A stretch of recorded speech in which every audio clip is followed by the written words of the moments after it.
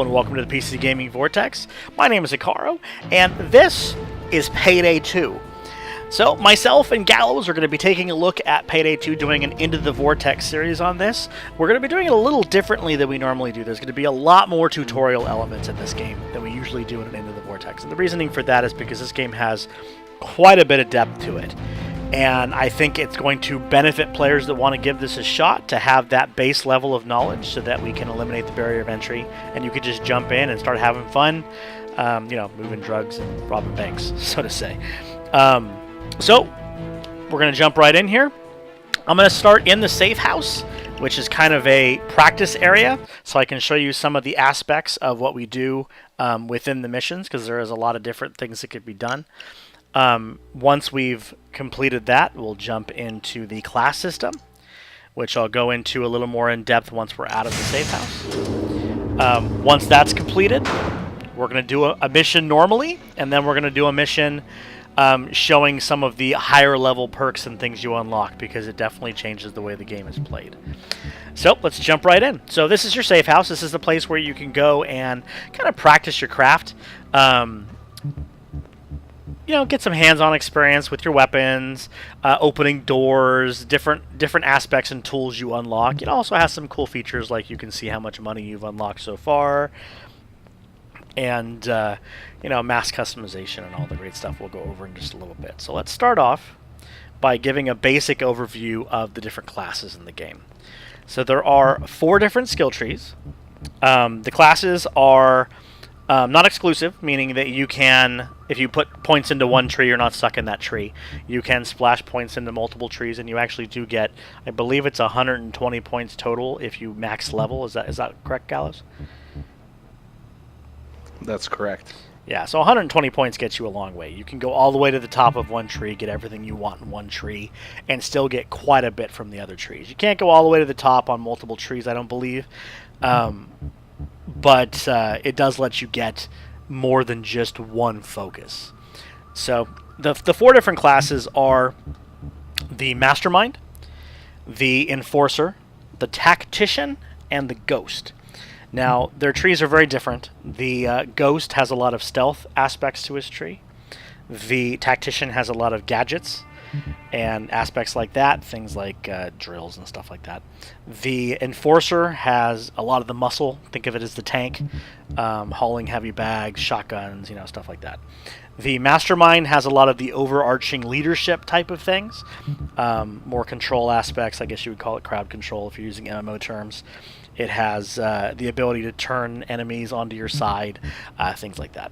So all 4 of the classes are very different. Now, with the ability to splash between trees, you don't necessarily need to pick one, but I found that most of the people I've played with usually focus on one tree and then just splash out to complete their build. Okay, so we'll go deep into the trees, and I'll show you the trees as soon as we finish all these practice settings. I just want to show you some of the different things that you can unlock in the trees that will change the flow of the mission.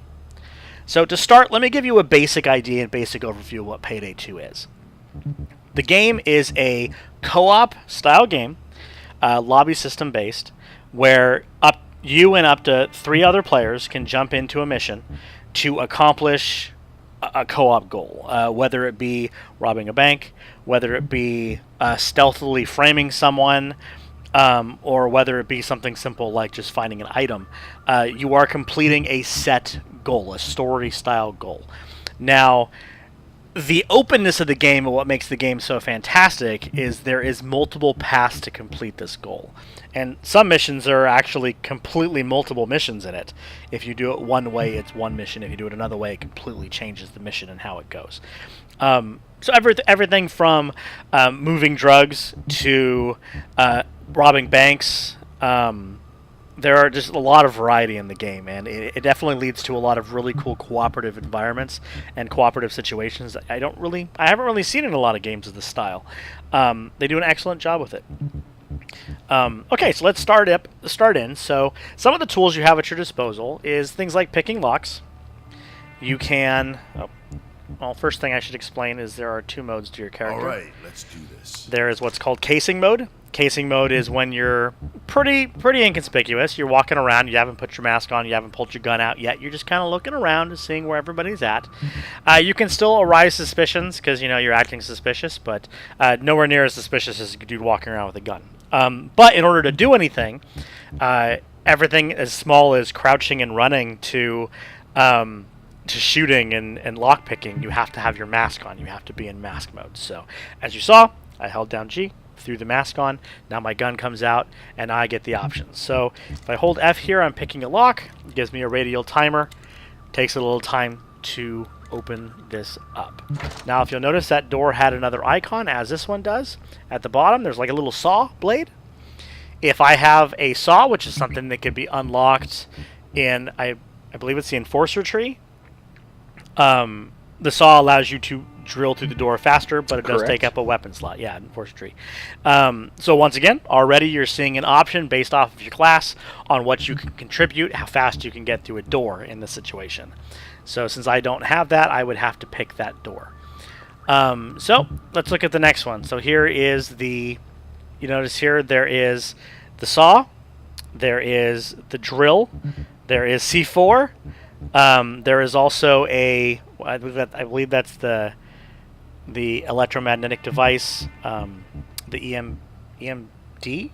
What's the acronym? ECM. ECM, where you can put that on. That's in the ghost tree. So then there's also a key card reader. So if I was to go over to this table, obviously this would normally be on a guy, but you get it off the table, swipe that, bam, door's open.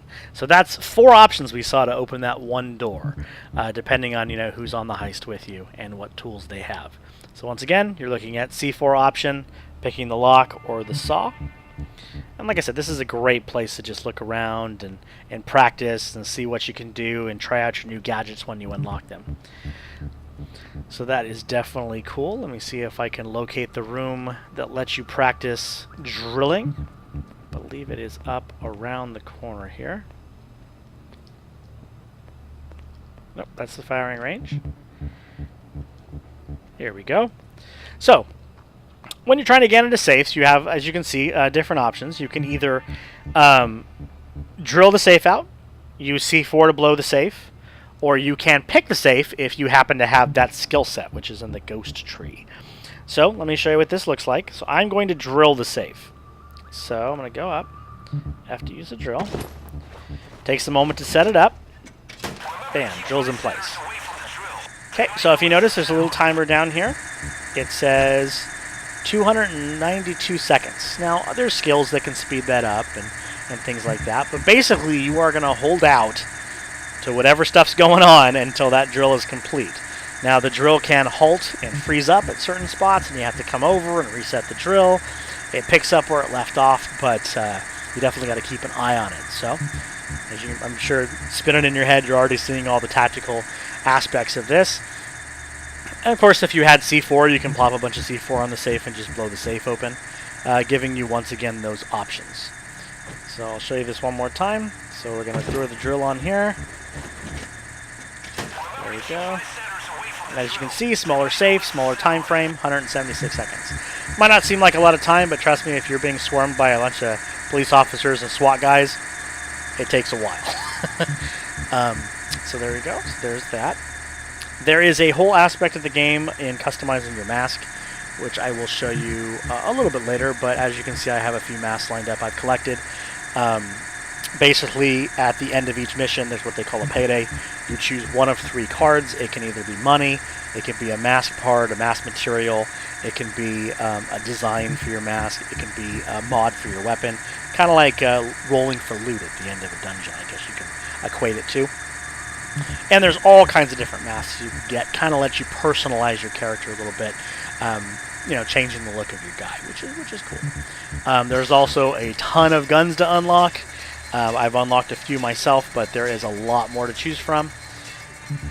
A couple other perks of the classes, basic overview-wise, there are base level things you could bring with you based off the class you unlock base-wise. Enforcer lets you bring ammo bags. The Mastermind lets you bring medic kits. The The Ghost allows you to bring the ECMs, the electronic jammers, and the Tactician. What does a Tactician allow you to bring, Gallows? Trip mines. Trip mines. There you go. So just at a base level, by putting 1 point into that tree and unlocking that specific class tree, it lets you bring that as your extra item. So, for example, on this guy, I have ECM devices, which I can show you, I believe, in this room over here. The ECM devices are pretty cool. They allow you to knock down electronic devices. Things like electronic door locks and security devices and things like that. Let's see if I can find a spot I can drop one. Oh, I'm not seeing one. I think I already unlocked that specific door, but that's okay. Basically, it would just have a prompt like these other ones, and you would just drop that on there, and it would zoom to the area. Based off the skill points you have in it, it does specific things, allowing you to accomplish other things. Things like unlocking doors, to knocking out surveillance cameras, to knocking out people, depending on how many points and where you've spec'd into it. But we will show you the details on that a little bit later. So that is the basic overview in the safe house. Can you think of anything else to show in the safe house there, Gallows? No, I think you pretty much covered it well. Very cool. So I'm going to jump out of the safe house now, and we will show you the trees so that you can see what the trees actually look like. So you go into skills right here, and as you can see, there's 4 trees. I am going into the ghost tree personally. Kind of a strange build I'm trying out. There are respecs in this game, but the respecs are very tricky. They're very interesting. Let me explain why. It's not just points. So you gain skill points by leveling up, of course, basic RPG elements. You take those skill points and you put them into different things you want to unlock on the skill tree. The problem is, it's not just points that unlock the skill tree, it's also money. So you have to have enough money to unlock that point. So if you respec, you get all your skill points back. But you got to pay the money again to put all the points back in. So it can be pretty expensive to respec in the long run.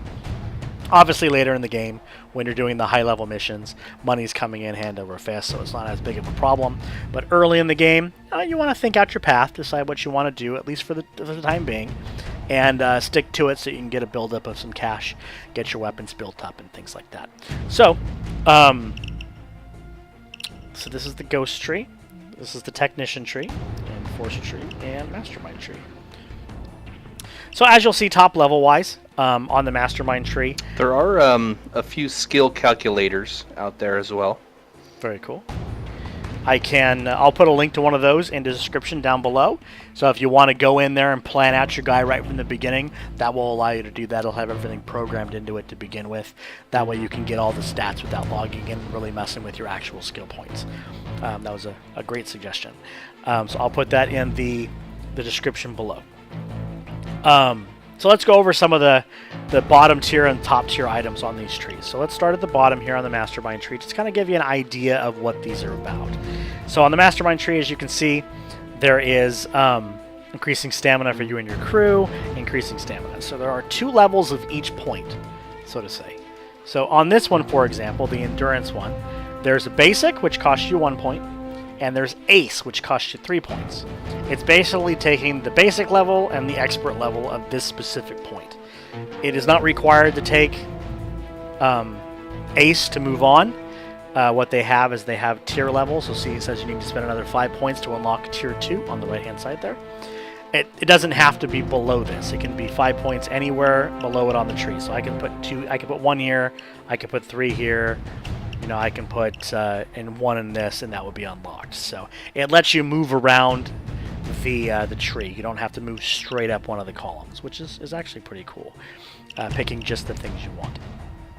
So here's another one, Combat Medic. After you have revived a crew member, you receive additional damage bonus, and then the acing it revives the crew member, reviving them gives them more health. Over here, a Cable Guy. You can cable tie hostages faster, And then this actually takes the amount of cable ties you bring into a mission from 2 to 10, which we'll go over the cable tying aspect and hostages when we actually start the first mission. That's actually a really neat aspect of this job. So we're not going to go over all the abilities. You can look through the trees using the link down below, but I do want to show you kind of the idea behind the trees. So if you go all the way up to the top of the Mastermind, noise created by you intimidates civilians. We'll go back into that hostage thing like I said later. And civilians stay intimidated longer. Pistol Messiah, what a great name. While downed, so when you are waiting for a teammate to come get you back up, you are instantly revived if you kill an enemy with a pistol. Basically, the only way I can describe that, in my opinion, is Borderlands mode. You get a second wind if you take someone out. And then Inspire, you can revive crew members faster, and then you can revive them at a distance by shouting. That is a fantastic thing. So let's jump into the Enforcer tree. So this basic one, Transporter, allows you to move faster when carrying bags, and you can throw bags further. Very useful. As you can see, I actually unlocked that. Bolt Storm, directly after you would deploy an ammo bag, you can fire your weapon for several seconds without using ammo, and then acing it gives you even longer. And then Oppressor, your weapons are more effective at suppressing enemies, and then even more effective if you ace it. Up at the top of this tree, when you use a shotgun or that portable saw that I was talking about to unlock doors, you receive an additional damage bonus for a limited time once you kill an enemy, and then the damage bonus now applies to all weapons. Skill must still be activating using a shotgun or the saw, but you can switch over to other weapons to get the bonus. Iron Man unlocks the ability to wear the crazy tactical vest suit, which is really cool. And then when you melee shield enemies, the guys with the big riot shields, they'll get knocked back by sheer force. And then Carbon Blade. You replace your saw blades with carbon blades, increasing your efficiency, and attacking enemies with the portable saw wears it down less than before because it has saw blades, basically ammo, so you can only use it so much. Okay, Technician.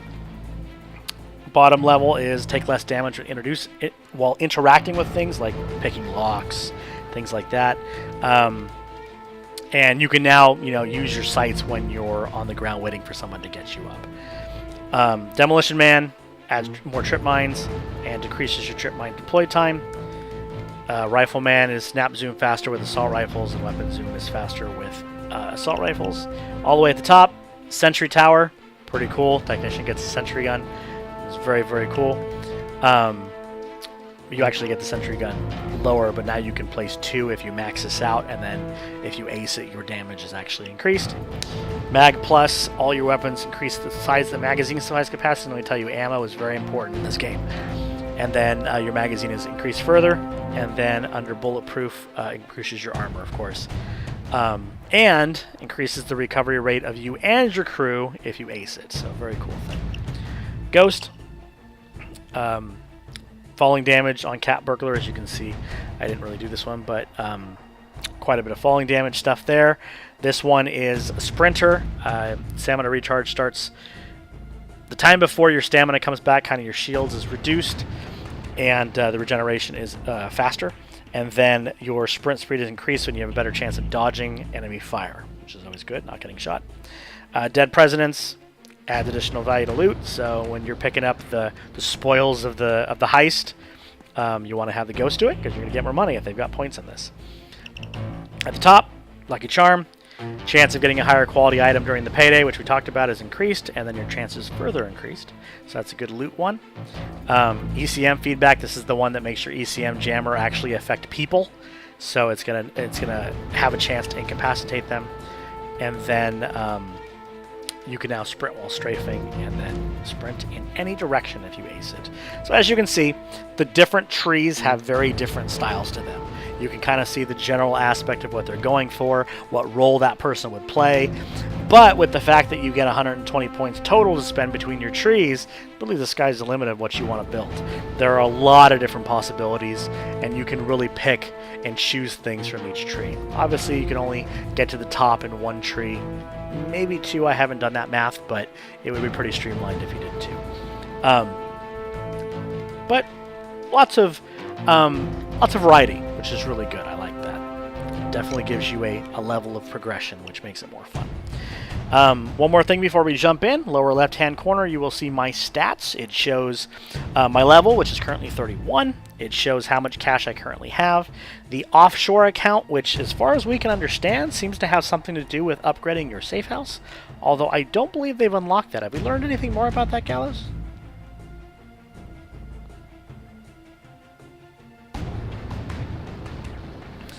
I don't think we've really learned a whole lot more about the whole offshore account I thing. don't believe that's implemented yet. I remember hearing something about it. Yeah. Yeah, I think they haven't added it yet. I think it's probably something that's coming up, kind of rumors at this point. But hopefully it'll be added soon, and we'll get to spend all that sweet cash, because as you can see, you accumulate quite a bit of it. And then it shows unspent skill points. I'm saving up to get 4 skill points to unlock a higher item. And then on the right, it shows you where you've got your points spent out. Basic overview. Okay, so very quickly go over the inventory. This is where you choose all of your items. This is where you choose your setup. So, your primary weapon, your secondary weapon, the armor you're wearing, the equipment you're holding. So like you can see, I have the ECM jammers on me. I also have the option of an ammo bag. And then your mask. Mask is fully customizable. So you go to this, buy a new mask. It opens up a section. You have all the options of the stuff you've gotten in drops during the payday. And you can build what you want. It does cost money to do any of these. So pick the one, of course, you want to use.